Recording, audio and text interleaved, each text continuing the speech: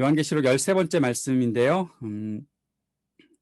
요한계시록 7장 말씀 저희들이 같이 읽고 나눔을 갖도록 하겠습니다.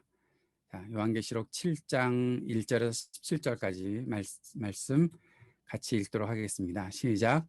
그 뒤에 나는 천사 넷이 땅의 네 모퉁이에 서서 땅의 네 바람을 붙잡아서 땅이나 바다나 모든 나무에 바람이 불지 못하게 막고 있는 것을 보았습니다. 그리고 나는 다른 천사 하나가 살아계신 하나님의 도장을 가지고 해 돋는 쪽에서 올라오는 것을 보았습니다. 그는 땅과 바다를 해하는 권세를 받은 네 천사에게 큰 소리로 외쳤습니다. 우리가 우리 하나님의 종들의 이마에 도장을 찍을 때까지는 땅이나 바다나 나무들을 해하지 말아라. 내가 들은 바로는 도장이 찍힌 사람의 수가 14만 4천 명이었습니다. 이와 같이 이마에 도장을 받은 사람들은 이스라엘 각 자손의 각 지파에서 나온 사람들이었습니다. 도장이 찍힌 사람은 유다 지파에서 1만 2천 명이요, 루벤 지파에서 1만 2천 명이요, 갓 지파에서 1만 2천 명이요, 아셀 지파에서 1만 2천 명이요, 납달리 지파에서 1만 2천 명이요, 므낫세 지파에서 1만 2천 명이요, 시몬 지파에서 1만 2천 명이요, 레위 지파에서 1만 2천 명이요, 이사갈 지파에서 1만 2천 명이요, 스불론 지파에서 1만 2천 명이요, 요셉 지파에서 1만 2천 명이요, 베냐민 지파에서 1만 2천 명이었습니다. 그 뒤에 내가 보니 아무도 그 수를 셀 수 없을 만큼 큰 무리가 있었습니다. 그들은 모든 민족과 종족과 백성과 언어에서 나온 사람들인데 흰 두루마기를 입고 종려나무 가지를 손에 들고 보좌 앞과 어린 양 앞에 서 있었습니다. 그들은 큰 소리로 구원은 보좌에 앉아 계신 우리 하나님과 어린 양의 것입니다 하고 외쳤습니다. 모든 천사들은 보좌와 장로들과 네 생물을 둘러서 있다가 보좌 앞에 엎드려 하나님께 경배하면서 아멘, 찬송과 영광과 지혜와 감사와 존귀와 권능과 힘이 우리 하나님께 영원 무궁하도록 있습니다. 아멘 하고 말하였습니다. 그때 장로들 가운데 하나가 흰 두루마기를 입은 이 사람들은 누구이며 또 어디에서 왔습니까? 하고 나에게 물었습니다. 내가 장로님께서 잘 알고 계십니다 하고 대답하였더니 그는 나에게 이렇게 말하였습니다. 이 사람들은 큰 환난을 겪어낸 사람들입니다. 그들은 어린 양이 흘리신 피에 자기들의 두루마기를 빨아서 희게 하였습니다. 그러므로 그들은 하나님의 보좌 앞에 있고 하나님의 성전에서 밤낮 그분을 섬기고 있습니다. 그리고 그 보좌에 앉으신 분이 그들을 덮는 장막이 되어 주실 것입니다. 그들은 다시는 줄이지 않고 목마르지도 않고 해나 그 밖에 어떤 열도 그들 위에 괴롭게 내려쬐지 않을 것입니다. 보좌 한가운데 계신 어린 양이 그들의 목자가 되셔서 생명의 샘물로 그들을 인도하실 것이고 하나님께서 그들의 눈에서 눈물을 말끔히 씻어 주실 것입니다. 아멘.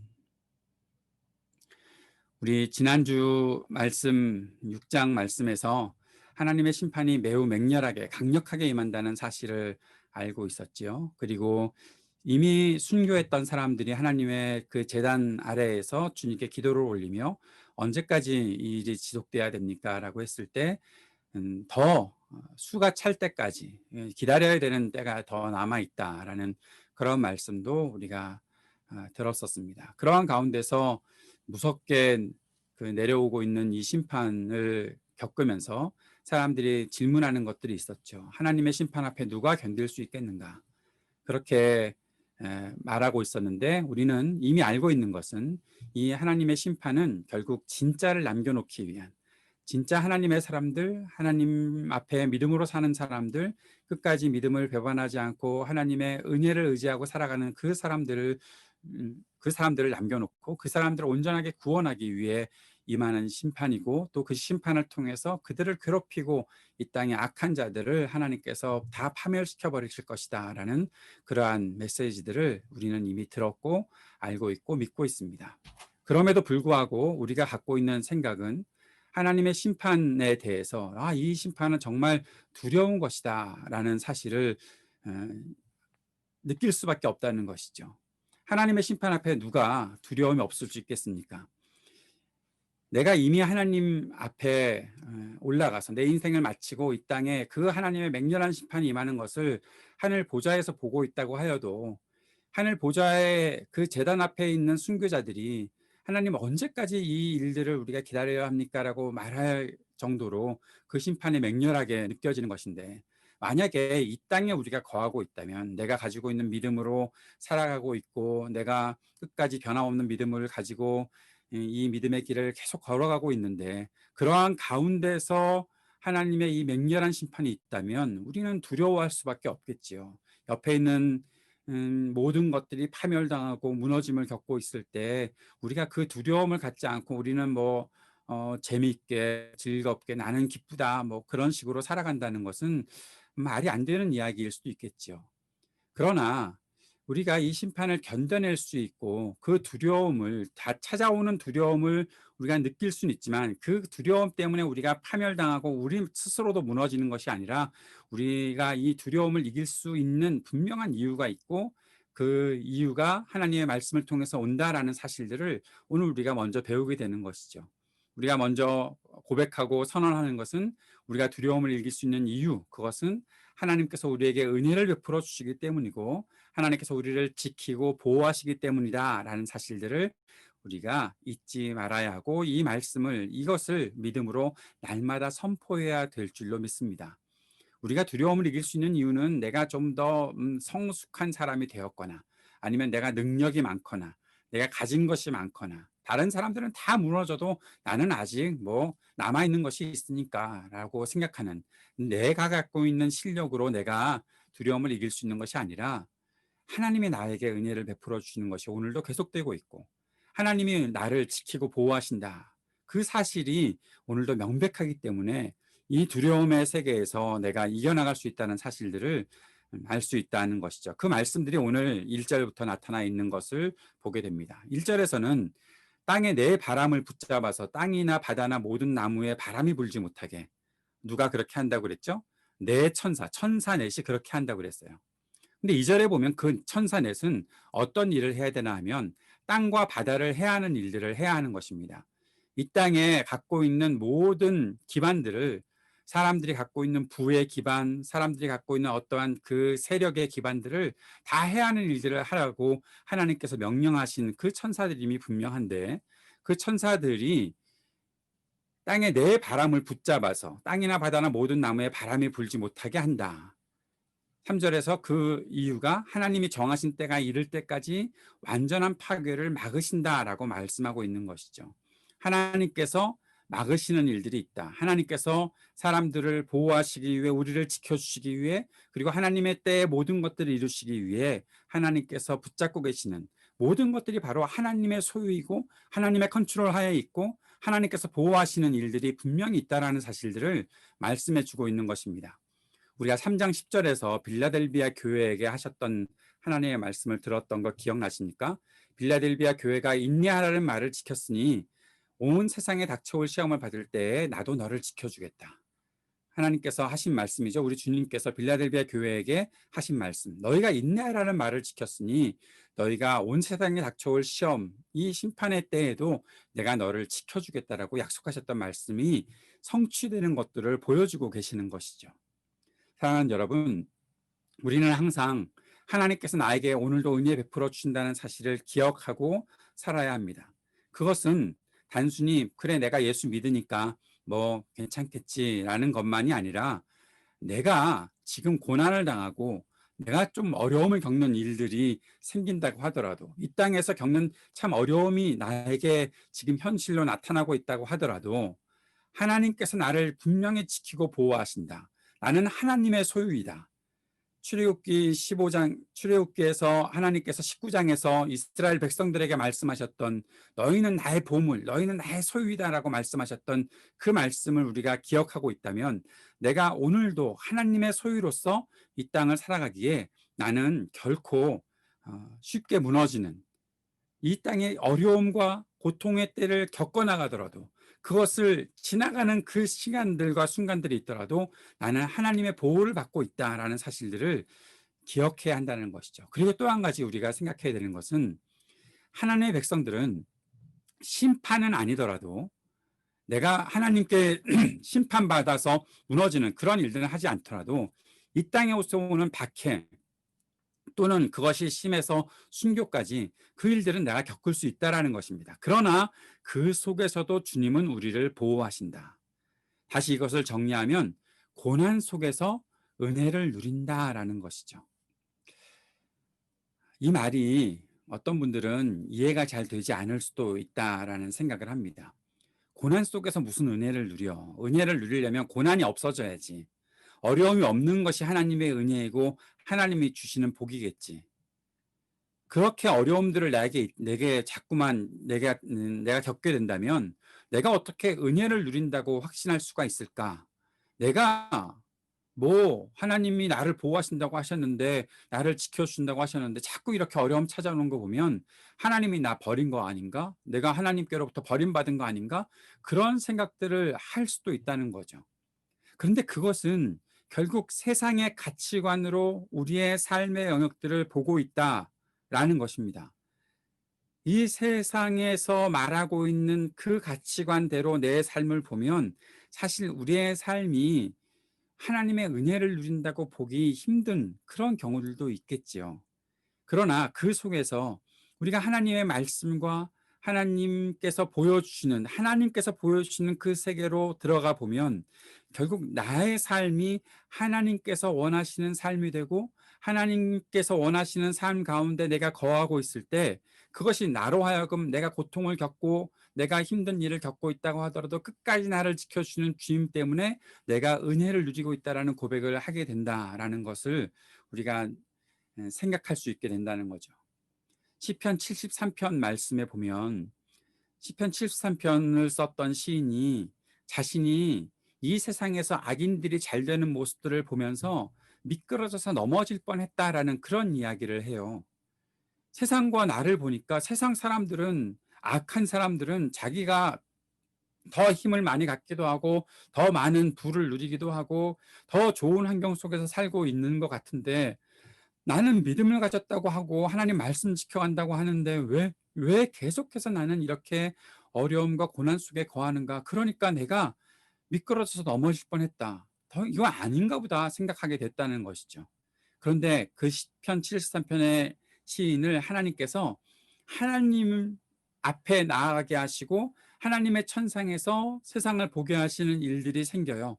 그러니까 그때서야 깨닫는 거예요. 아, 하늘 위에 하나님 같은 분은 없습니다. 이 땅에 하나님 같은 분은 없습니다.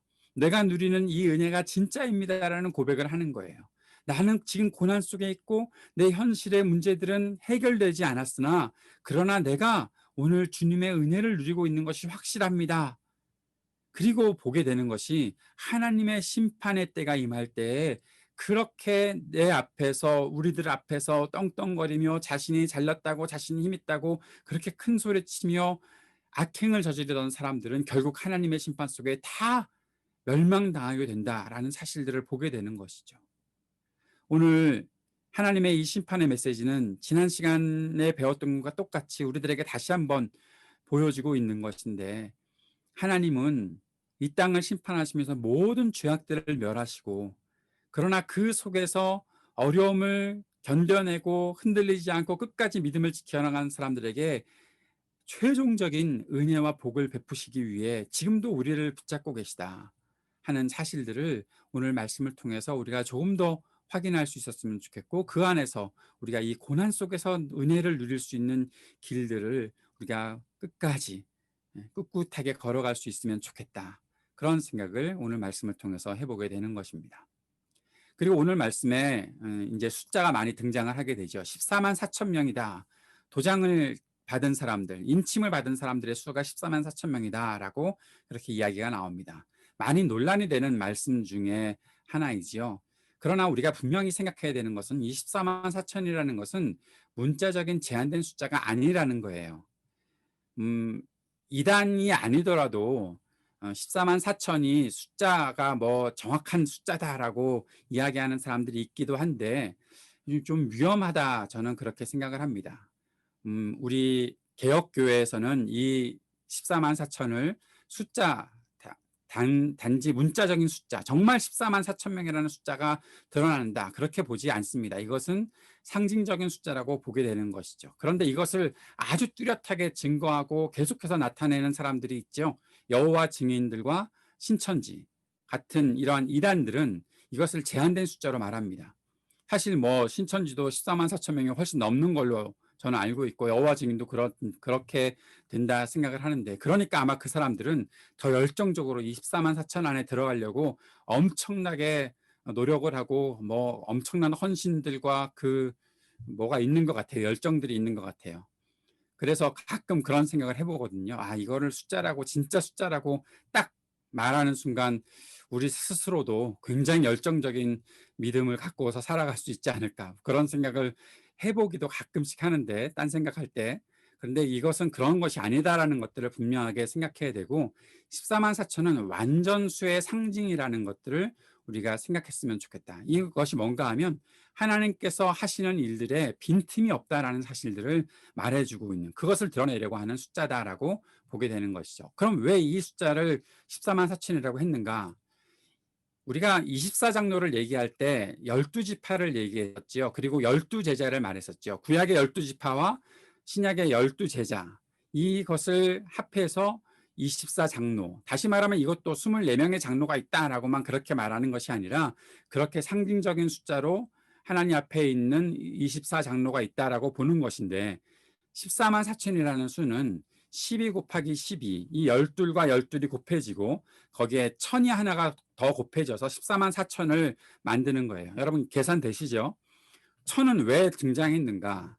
민수기 31장 4절에 보면 전쟁에 참여할 이스라엘 모든 지파에서 각 1,000명씩을 선택해라, 그렇게 뽑아서 전쟁에 내보내야 한다라고 그렇게 말씀하고 있는데, 그 천이라는 숫자를 여기다 더 가져와서, 다시 말하면 14만 4천이 무엇인가 하면 구약의 12지파 그리고 신약의 12제자의 숫자, 이 12와 12를 곱하고 거기에다가 군대로 이루어지는 사람들의 그 숫자를 곱해서 14만 4천을 만드는 것이죠.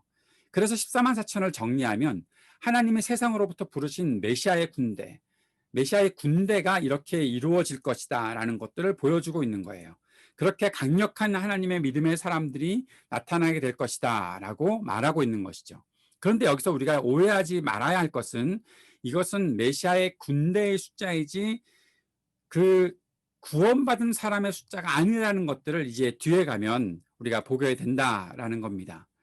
이 12지파의 명단을 아까 우리가 읽어보았었지요. 아마 성경을 읽으면서 각 지파 12지파의 이 이름들을 다 읽었던 적은 별로 없으셨던 분들도 오늘 같이 읽을 수 있었을 것 같아요. 그런데 여기 보면 5절부터 8절까지의 12지파 명단에서 이 메시아 군대의 관점에서 보는 이 12지파의 명단이 있는데, 여기에 12지파 중에 단지파가 빠져 있죠. 사사기 18장에 우리가 묵상을 했기 때문에 제가 언급을 하는데, 그때 우상 숭배를 했기 때문에 빠져 있는 이 단지파가 여기에 12지파에 들어가 있지 않고 다른 요셉 지파가 하나 더 들어가 있는 것으로 보게 됩니다. 그런데 이것은 무엇을 얘기하나 하면, 하나님께서 12를 만드실 때 원래 있었던 단위니까 그냥 너희도 상징적으로 들어와야 돼, 그렇게 하지 않으시고 뺄 수도 있다는 경고를 주고 계신 거예요. 이름을 뺄 수가 있다.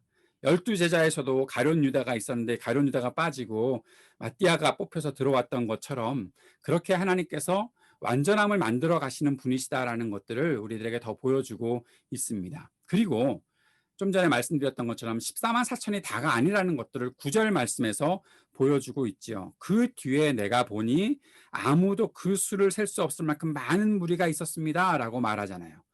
그 수를 셀 수 없을 만큼 큰 무리가 있다. 그러니까 14만 4천이 전부가 아니라는 것이죠. 셀 수 없을 만큼 많은 무리들이 주님 앞으로 나온다라는 거예요. 여러분 창세기 15장 5절, 우리가 언약에 대해서 예수로 성경 읽기를 공부할 때 창세기 15장에 나오는 아브라함 언약을 보였었죠. 아브라함 언약에서 하나님께서 말씀하신 것이 무엇입니까? 바다의 모래처럼 하늘의 별처럼 수많은 자손들이 아브라함에게 생길 것이다 말씀하셨었는데, 그 언약의 성취가 여기에도 드러나 있는 것이죠. 셀 수 없을 만큼 많은 무리가 주님 앞에 나오고 있다라는 거예요. 구원받은 사람의 수가 뭐 14만 4천으로 제한된다, 그런 식으로 말하는 그 엉터리 이단들을 우리가 쫓아갈 이유가 전혀 없다는 것들을 보게 되는 것이죠. 그리고 이 14만 4천도 상징적인 숫자이고 하나님의 메시아의 군대처럼 앞장서 나가는 그런 하나님의 그 군대가 있는 것이고, 또 그 군대에 들어가진 않더라도 셀 수 없을 만큼 많은 사람들이 주님께서 구원하신 그 은혜를 입고 주님 앞으로 나오고 있다는 사실들을 보여주고 있는 것이죠. 그래서 우리가 어떤 메시지로 정리하게 됩니까? 하나님은 온 세상의 모든 민족에서 구원하신 많은 사람들을 하나님의 백성으로 만들기 원하신다라는 사실을 우리가 기억하게 되는 거예요. 사랑하는 여러분, 이스라엘 백성이 왜 그들이 실패하는 역사들이 계속해서 반복이 됩니까? 그들이 하나님이 선택하신 민족임에도 불구하고, 하나님이 선택하시고 그들에게 은혜를 베푸셨던 것이 먼저 있었음에도 불구하고 왜 그들은 계속해서 실패의 역사들을 반복하게 되었을까요? 자신들이 하나님께서 구원하셨다는 그것을 믿고 있는 것까지는 괜찮은 것 같은데, 그들이 자신들이 선택받았다, 그런데 그들이 잊고 있었던 것은 제사장 나라로서 그들이 가지고 있어야 되는 것, 세상의 모든 민족에게 주의 말씀을 증거하고 주의 복음을 전하고 주의 생명의 이 은혜를 전함으로 수많은 사람들이 주님께 나오게 하는 그 제사장 나라로서의 역할을 감당하지 못했기 때문에 그들은 계속해서 실패 역사를 반복하고 있는 것이 아닐까. 구약 성경을 읽어보면 그런 정리가 되게 되거든요. 우리의 마음속에 이 마음들을 잊지 않아야 되는 것, 하나님께서 온 세상의 모든 민족에서 구원하신 사람들을 하나님의 백성으로 만들기 원하신다. 그래서 지금도 선교 사역들을 위해서 애쓰고 있는 선교사님들이 있는 것이고, 우리에게도 그러한 책임과 사명들을 주셔서 하나님의 복음을 이 땅에 전하기를 원하신다라는 사실들을 기억해야 돼야 되는 것이죠. IT를 위해서 기도하는 것도 마찬가지입니다. 우리가 날마다 IT를 위해서 기도하는 것은 이것 때문입니다. 하나님, 그 땅의 백성들을 아직까지는 암흑 속에 있는 것 같지만 그러나 그들을 구원하시기 위한 하나님의 계획들이 온전히 이루어지게 해주십시오. 그래서 그들이 주님의 백성이 되는 그 날을 우리가 꿈꾸며 살아가기 원합니다. 그 마음을 가지고 선교에 헌신하고 또 함께 헌금하고 이 일을 위해 날마다 기도하고 살아가는 것이 바로 우리들이 되어야 한다라는 사실을 잊지 말아야 하는 것입니다. 사랑하는 여러분, 하나님은 모든 사람들을 구원하기를 원하십니다. 그리고 그 기회를 우리들에게 주셨고, 그 기회를 주신, 그 기회를 받은 사람들이 끝까지 이 복음의 또 말씀으로 주신 사명들을 이루어나가기를 원하신다라는 사실을 오늘 우리가 꼭 기억하고 살아갔으면 좋겠습니다. 그렇다면 구원받은 하나님의 백성들은 어떠한 사람들이고 그들은 어떠한 일들을 하게 되는가, 오늘 좀 더 살펴보았으면 좋겠어요. 9절에서는 그들이 흰 두루마기를 입고 종려나무 가지를 들었다.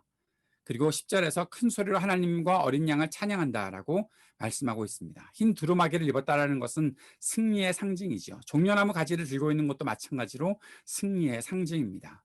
하나님께서 그들을 승리하게 하셨다라는 것이죠. 그들이 앞 뒤에 보면 이제 순교당한 사람들임을 우리가 알게 되는데, 그러나 그렇게 피범벅이 되는 순교를 당했다 할지라도 그리스도의 보혈로 그 모든 것들이 씻어지고 승리하는 사람들이 되었다라는 사실들을 말씀해 주고 있는 것이고, 그들은 하나님을 큰 소리로 찬양하고 또 어린 양, 그들을 위해 대신 죽으신 어린 양을 찬양한다라는 사실들을 우리가 보게 되는 것이죠. 그리고 그 다음에 우리는 하늘의 찬양과 경배에 대해서 생각해 보게 되는 것입니다. 11절에 보면 천사와 장로와 네 생물의 찬양과 경배가 나타나고 있죠. 천사들, 장로들, 그리고 네 생물, 온 우주의 생명체라고 말씀드렸었죠. 그들이 하나님을 찬양하는 소리들이 나타나는데 12절에 보면 아멘, 찬송과 영광과 지혜와 감사와 존귀와 권능이 하나님께 영원 무궁하도록 있습니다. 아멘 이라는 찬송을 주님께 드리고 있는 것들을 보게 됩니다. 이 찬송의 의미들을 하나하나 우리가 한번 생각해 보았으면 좋겠어요. 아멘이라는 것은 진실하다, 그것은 진리다라는 뜻이 있죠. 그들의 찬양과 경배, 그들의 예배는 진리 가운데 거하는 예배가 된다라는 것이죠. 하나님께 예배하는 자들은 영과 진리로 예배하는 자들이다 말씀하고 말씀해 주셨으니까, 우리가 하나님을 찬양할 때 아멘하며 하나님의 우리들에게 주신 그 진리가 온전히 진실하게 이루어지고 성취되었음을 주님께 찬양하게 되는 것이죠. 찬송한다는 것은 경배한다는 것, 하나님께서 하신 일들에 대해서 하나님을 바라보며 주님께 올려드려야 되는 합당한 고백이 나타나는 것을 말하고 있는 거죠. 영광이라는 것은 무엇입니까? 하나님께서 나와 함께 하셨습니다 라는 사실들을 드러내는 것이죠. 이 모든 일을 하신 분이 바로 하나님이십니다. 이 모든 일 가운데 하나님께서 함께 하셨습니다, 그것을 내가 보았습니다 라는 고백을 하나님께 올려드리는 것이죠. 지혜라는 것은 무엇입니까? 창조하신, 이 땅을 창조하신 하나님의 지혜, 우리를 구원하신 하나님의 지혜, 그 지혜는 이 세상의 어떤 것과도 비교할 수 없는 지혜다라는 것들을 주님께 올려드리며 하나님의 지혜를 높여드리는 것이죠. 감사는 무엇입니까? 하나님께서 우리를 위해 하신 일들을 내가 기억하는 것입니다. 사랑하는 여러분, 우리가 감사 제목을 함께 나누자고 했었는데 여러분이 감사 제목을 나눌 때 꼭 생각하셔야 되는 것이 있어요. 하나님께서 나를 위해서 하신 일이 무엇인가를 생각해 보는 것이죠. 그래서 어떤 분은 감사를 이렇게 정의하기도 했었어요. 감사는 받은 것을 받았다라고 인정하는 것이다. 내가 이루었다는 것이 아니라 하나님께서 나에게 주신 것들이 있다라는 사실을 인정하는 것. 그것이 감사이다. 우리가 주님께 오늘로 드리는 감사가 무엇입니까? 하나님께서 나를 위해 하신 일, 우리를 위해 하신 일들, 그것을 인정해 드리는 것이 감사이지요. 존귀라는 것은 무엇입니까? 세상의 다른 것과 비교할 수 없는 가치를 주님께 드리는 것이죠. 하나님은 이 땅에 어떤 것과 비교할 수 있는 분이 아니십니다. 라는 거예요. 그 사실을 우리가 고백하게 되는 거죠. 처음 믿음을 시작할 때 때로는 내가 이 세상에서 뭘 선택할 수 있었을까 하다가 내가 하나님 선택해야 되겠다. 비교해 봤더니 그런 것처럼 그렇게 해놓고 주님께 들어와서 믿음 생활을 시작하긴 했지만 그러나 그 가운데 분명하게 고백되는 것은 비교할 대상이 아니었구나. 세상과는 비교할 수가 없겠구나. 이 땅에 무엇과 주님을 비교하겠는가? 주님과 같은 분은 이 땅에 아무것도 없습니다. 주님과 견줄 수 있는 상대는 이 땅에 아무것도 없습니다라는 것을 고백하는 것이 바로 주님께 존귀함을 고백하는 그것이 되는 것이죠. 권능은 무엇입니까? 내가 어떠한 곳에 있더라도 주님께서 나를 구원해 주실 수 있는 분이십니다. 나로 하여금 끝까지 이 길을 걸어가게 하시는 분도 나의 주님이십니다라는 그런 고백이 드려지는 것이죠. 이 모든 고백들을 하나님께 영원 무궁하도록 드리는 것. 이것이 하늘의 찬양과 경배의 모습이라는 거죠. 저는 우리가 주님께 찬양하고 고백하는 이 모든 것 속에 이러한 고백들이 달마다 울려 퍼지게 되기를 간절히 소망합니다. 주님을 향해 찬양의 고백을 드릴 때마다 하나님은 나의 찬송을 받으실 분, 하나님은 나의 영광을 받으실 분, 지혜와 감사와 존귀와 권능 이 모든 것들을 내가 하나님께 쏟아놓을 수밖에 없는 분, 하나님께 영원무궁하도록 그것을 올려드릴 수밖에 없습니다라는 그러한 고백을 드리는 것, 이것이 우리의 찬양과 경배 속에 계속해서 나타나게 되는 것이다. 그 사실을 우리가 기억하고 살았으면 좋겠다는 생각이 들어요. 주기도문에서도 그런 고백이 있죠. 나라와 권세와 영광이 아버지께 영원히 있습니다 라는 고백을 드리잖아요. 나라와 권세와 영광, 하나님의 그 통치권과 그리고 하나님의 그 능력과 권세가 그리고 영광이 아버지께 영원히 있습니다.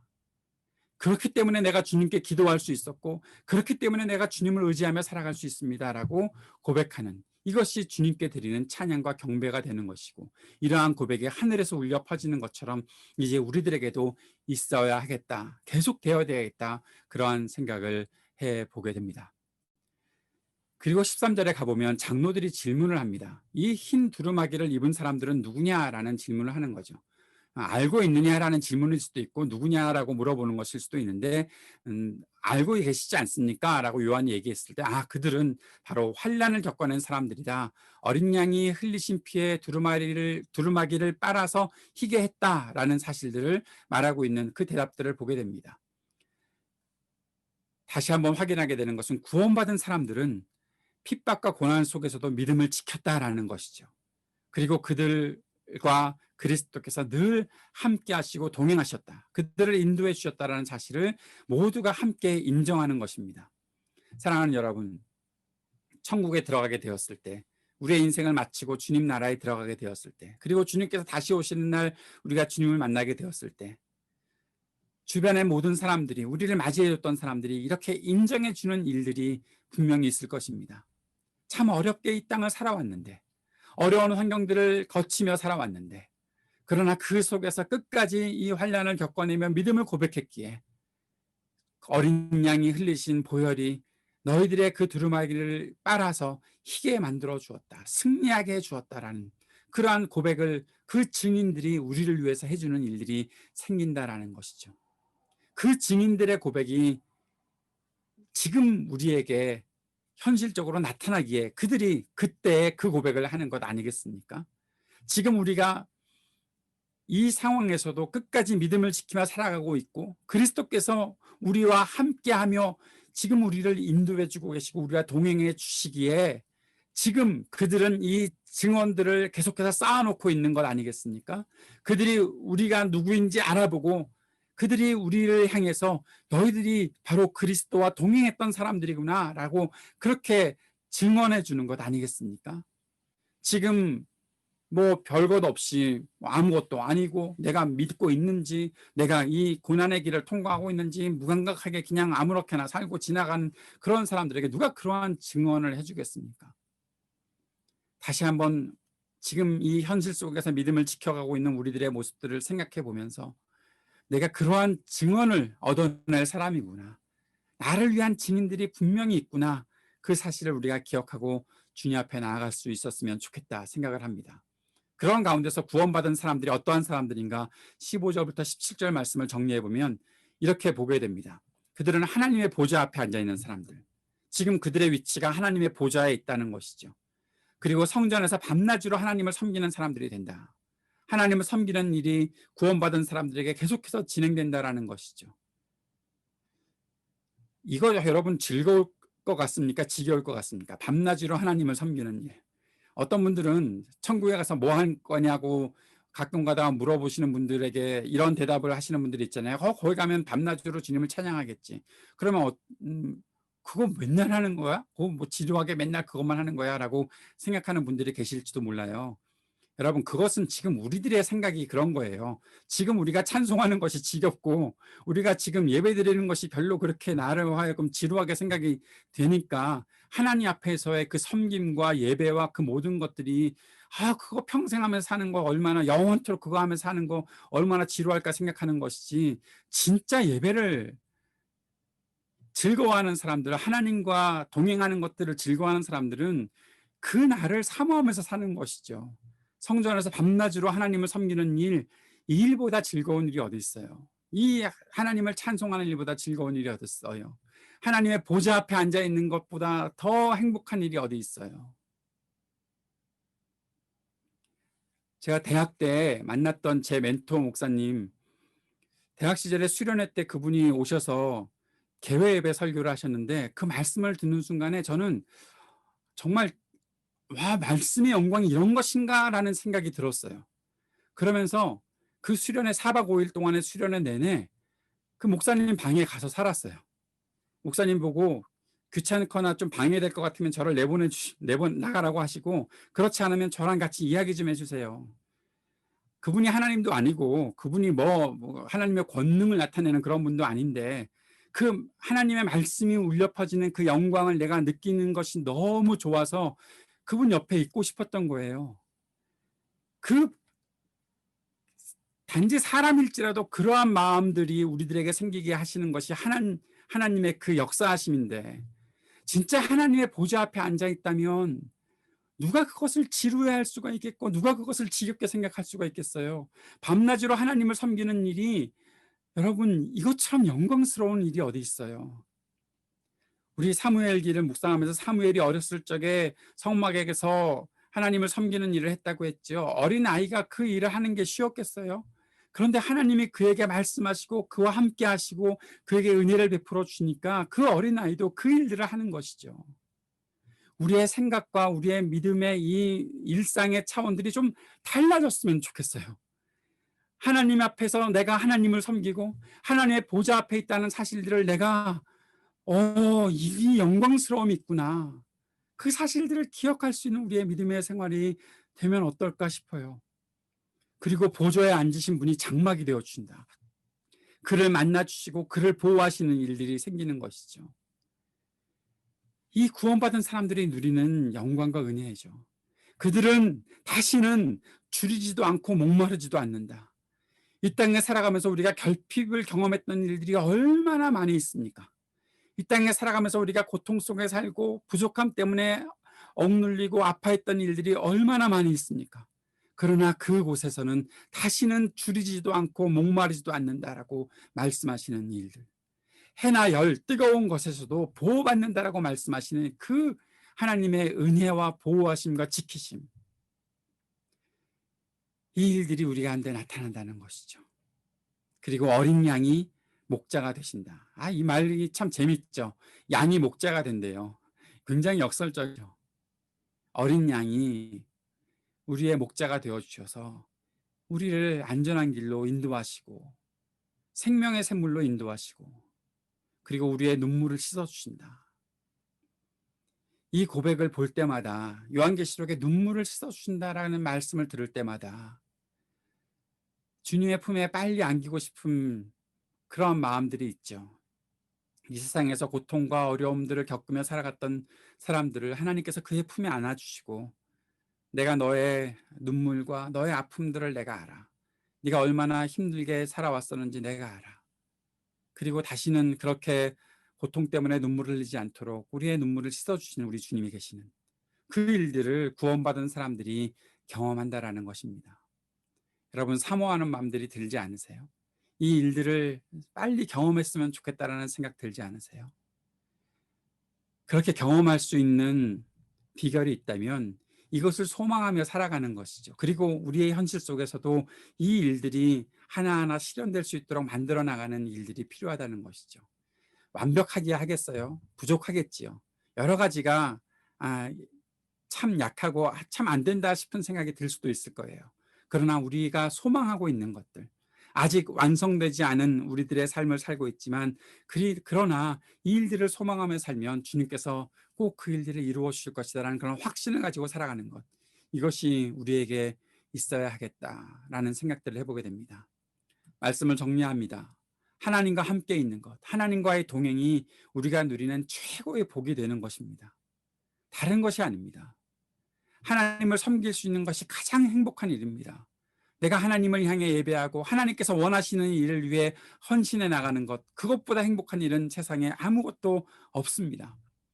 그리고 하나님의 보호를 받으면 평안과 만족을 누릴 수 있게 되는 것이다 라는 거죠. 하나님의 위로하심을 내가 받고 살아가게 된다라는 사실을, 이것이 지금 우리의 삶의 현실 속에서도 나타날 수 있다는 것을 우리가 보게 되는 것입니다. 우리는 그러한 믿음의 공동체를 만났고 그리고 앞으로도 이 믿음의 공동체를 위해서 함께 헌신하며 살아가게 될 것입니다. 마지막으로 한 가지만 더 우리가 생각해 보았으면 좋겠어요. 구원받은 하나님의 백성 공동체는 어떻게 이 세상을 살아가게 될 것인가? 그것은 감사와 기쁨, 또 사랑과 정의와 평화를 위한 책임을 다하는 헌신의 공동체로 살아가는 것이어야 하지 않는가? 우리가 구원받은 하나님의 기쁨을 누리고 구원받은 하나님의 백성으로서 공동체를 이루고 살아가게 될 때 우리 안에 감사가 넘치게 하고 또 우리가 함께 있음을 통해 기뻐하고 즐거워하며 하나님께서 우리에게 주신 사명, 제사장 나라로서의 사명, 사랑과 정의와 평화를 위한 책임을 다하는 그러한 헌신의 공동체가 되도록 하시는 그 하나님께서 주신 사명들을 기억하고 살아가는 것, 그것이 이 땅에 다시 오실 주님을 기대하며 살아가는 백성들이 살아가야 할 모습이 아닌가 생각해 보게 되는 것입니다. 오늘 이 말씀을 붙잡고 주님 앞에서 헌신된 마음으로 살아갈 수 있는 저 여러분이 될 수 있었으면 좋겠습니다. 기도하겠습니다. 하나님 아버지, 주님께서 우리에게 말씀하신 것이 무엇인지 기억하고 주님과 동행하며 살아가는 우리가 될 수 있도록 인도하여 주옵소서. 주님께서 우리를 믿음의 공동체, 구원받은 하나님의 백성들의 공동체로 삼으셨다면 우리가 그 공동체의 모습이 이 땅에서 어떻게 현실화되어야 되는지를 기억하고 주님께서 맡겨주신 사명을 다하는 하나님의 백성들 될 수 있도록 인도하여 주옵소서. 예수님 이름으로 기도드립니다. 아멘. 함께 우리 찬양 드리겠습니다. 우리 보좌 앞에 모였네 찬양 주님께 드리십시다.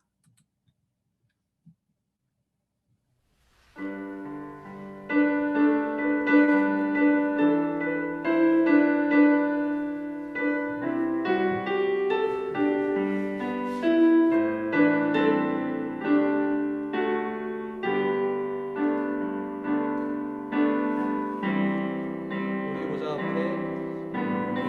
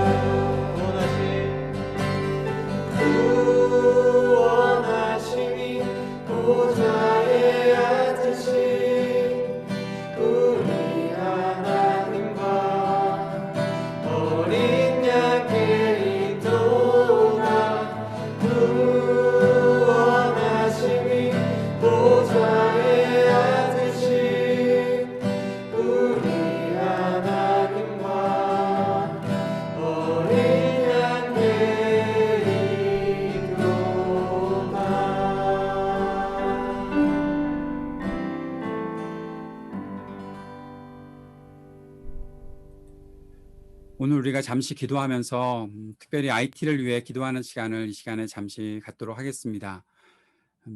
구원하심이 보좌에 앉으신 우리 하나님과 어린 양께 있도다. 이 고백이 우리 IT의 사람들을 통해서 울려 퍼지도록 하나님 그들 가운데 역사하시고 그들을 인도하셔서 주님의 인도하심 속에 놀라우신 하나님의 영광을 바라보고 그들의 입술에서 주님을 향한 이 믿음의 고백이 울려 퍼지게 하여 주옵소서. 주님 앞에 우리 간절히 기도했으면 좋겠고 또한 우리에게도 하나님께서 은혜 베푸셔서 우리에게 주신 사명과 책임을 다해 나가며 믿음의 공동체, 구원받은 하나님의 백성 공동체를 이루어갈 수 있도록 하나님께 온전한 예배를 드리는 주의 백성들 삼아 주옵소서. 함께 기도하는 시간 잠시 갖도록 하겠습니다. 기도합시다. 놀라우신 아버지 하나님의 은혜와 사랑을 감사합니다. 우리에게 베풀어 주신 주님의 귀하신 은총을 기억하고 하나님의 말씀을 기억하며 주님 앞으로 나아가는 우리 모두가 되도록 인도하여 주옵소서. 아버지 하나님, 특별히 IT를 위해 간구합니다. 우리 이동열 선교사님을 위해서 하시는, 이동열 선교사님을 통해 하시는 그 모든 사역들, 또 센터에서 특별히 학교에서 우리 아이들을 섬기는 모든 일들을 통해서 하나님, 그 땅의 백성들이 하나님 앞에 참으로 찬양하며 나오는 놀라운 역사가 나타나도록 인도하여 주옵소서. 주님을 향한 믿음을 고백하고 주님의 구원받은 백성들로 모든 어려움을 뚫고 나아가는 하나님의 사람들이 될 수 있도록 주여 도우시고 인도하여 주옵소서. 그 일들을 이루실 우리 주님을 기억합니다. 그 일들을 행하실 우리 주님을 향해 우리가 찬양과 경배를 드리며 주님께서 하실 일들을 소망합니다. 주여 역사하여 주옵소서. 주님의 일을 이루어 주옵소서. 우리가 이 일들을 감당하기 위해 애쓰며 주님 앞에 나아가는 주의 백성들 될 수 있도록 주님 함께 하시고 인도하여 주옵소서. 주님, 거룩하신 아버지 하나님, 우리에게 베풀어 주신 놀라운 은혜와 또 약속의 말씀을 붙잡고 주의 말씀을 이루며 이 땅을 우리가 살아갈 수 있도록 늘 지키고 우리와 동행해 주시기를 간절히 소망합니다. 특별히 오늘도 IT를 위해 기도합니다. IT의 백성들을 주님께서 붙잡아 주시고 특별히 아까의 학교에서 말씀을 배우고 글을 배우고 학업하는 우리 어린이들을 주님께서 지켜주시고 어려운 환경 속에 살아가고 있는 그들이 주님 때문에 소망을 얻고 힘을 얻고 주님의 구원받은 백성들로 주님 앞에 나아가는 놀라운 역사가 있도록 주님 함께 하여 주옵소서. 이들을 위해 헌신하며 애쓰시는 우리 선교사님과 센터의 모든 사역자들에게 은총을 베풀어 주시고 그 모든 사역들을 통해 주의 놀라운 역사가 일어나고 하나님께서 이 땅에 우리와 함께 하신다는 사실들을 우리 모두가 고백하며 주님께 감사의 찬송, 영광의 찬송 올려드리는 일들이 지속될 수 있도록 주님 인도하여 주옵소서. 오늘도 IT를 위해 함께 헌금하고 또 우리 교회를 위해 함께 헌신하는 모든 이들에게 주님의 은혜와 사랑이 있기를 소망합니다. 그 헌신이 모든 삶의 헌신, 인생의 주님 앞에 드리는 헌신이 될 수 있도록 주님께서 붙잡아 주시고 이끌어 주시고 또 우리의 모든 헌신 속에 주의 놀라운 복이 임하고 이 땅에 선포될 수 있도록 주님 역사하여 주옵소서.